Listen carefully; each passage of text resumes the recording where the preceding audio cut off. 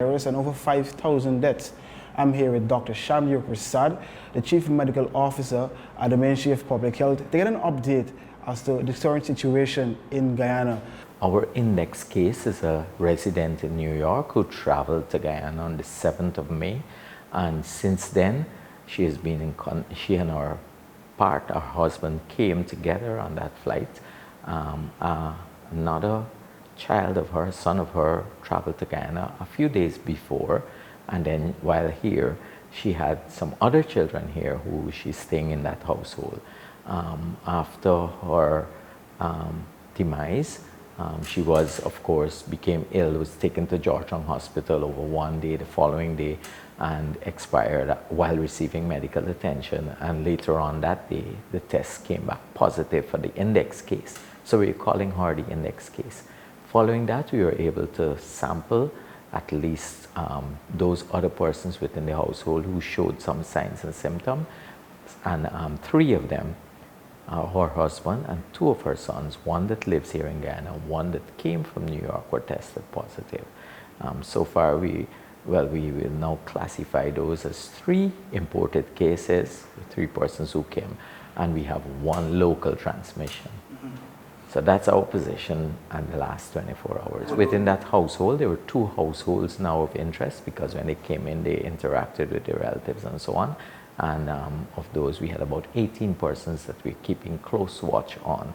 We have started to do the follow-up now of, for example, everybody on the flight that came from New York on to Port of Spain, and then from Port of Spain to Georgetown. And we understand it's 2 separate flights. Trinidad has been dealing with the one to Port of Spain. The one from Port of Spain to Georgetown, we've been trying to track, and we have on record about 48 persons, including about 6 crew members who are on that flight. Trinidad, the Caribbean Airlines have dealt with the crew already, and we're trying to track all those 48 or so persons who were on the flight with the index case. We've already indicated that public gatherings, mass accumulation of persons and so should be avoided. We are encouraging everyone to wash their hands as often as they can. Make sure if you do have a cough, you cover that cough, and to not crowd up at health facilities, but to make contact with health providers. We're asking persons to call in. Since our case, we have established the health emergency operating center here at the mental health complex in Quamina Street, and from this location we are coordinating all the activities in terms of the follow-up with all the contacts, managing with our new positive cases, ensuring that we have surveillance in place. We have the hotlines too, that people are calling in and seeking information, so sharing information on them.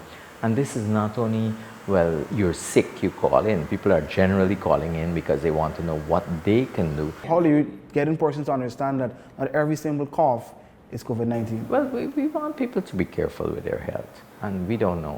What we're very thorough about is to collect as much information on history, travel history, contact with travelers, people who are sick, contact with persons.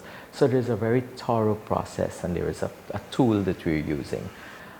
We have on that list more than 150 persons too that we've screened at the airport. We do a tool, we ensure that we follow up with them.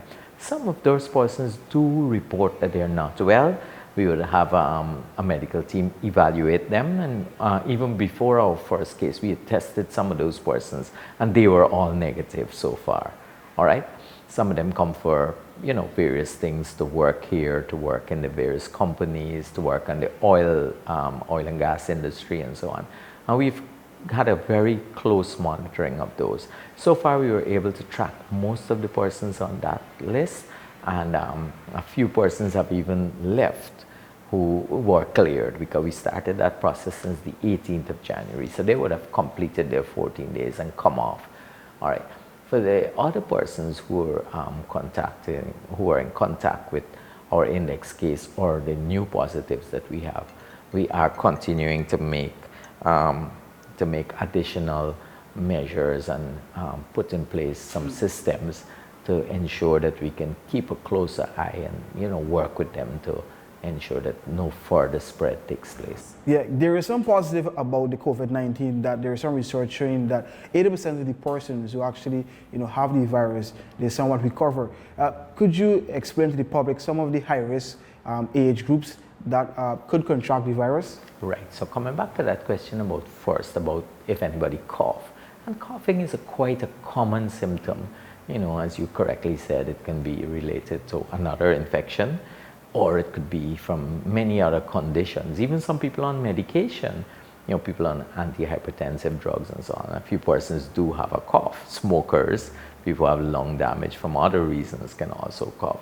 So it really is that your medical professional should evaluate that cough carefully if you do need to have it checked.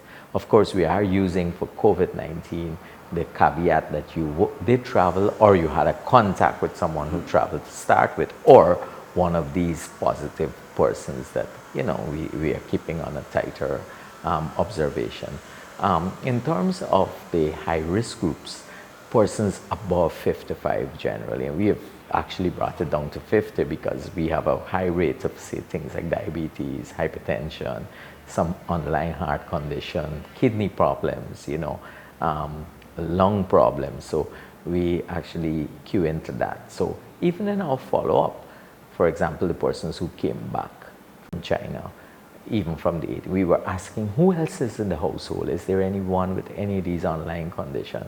And those are the ones we pay attention to make sure that they don't start, because as you said, some of the younger, more persons in better health might tolerate this, and it might just be a fleeting or not a significant illness.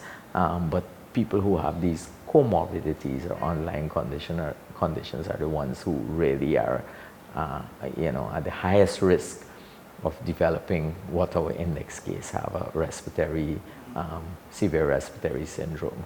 Apart from using those stuff, what are some stuff persons can do, especially persons who would work in rooms with air conditions, persons who have to share large spaces at work? What are some other stuff persons can do to safeguard themselves from not contracting COVID-19? One of the critical elements is washing hands. Washing hands, washing hands, washing hands.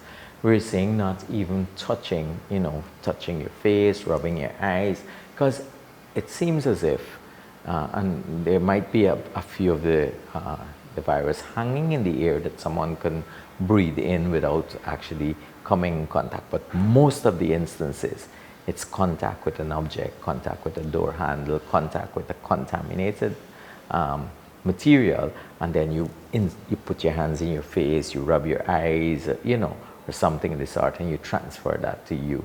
Once the viruses are like that, they really need another cell to live in, right? So when they're outside of the body, they're a free bit of genetic material, but they need to invade a cell in the body, and usually it's the respiratory system, the cells of the respiratory system that they invade, mainly so in the lung. And finally, I know there's no prescribed time span how you deal with these problems, but given the impact these things are having on economies and countries, how long do you assume the situation could last before some stability is brought? Well, if we were to stop where we are in terms of any more positive cases, and we do hope that we can continue to test more people, it will have to be a period of time beyond our last positive case.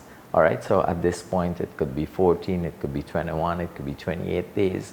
We're looking at, possibly no more positives, so we can take that through. That was Dr. Shamdeo Persaud, Chief Medical Officer at the Ministry of Public Health. One big takeaway is that we must continue to wash our hands as we safeguard ourselves from COVID-19.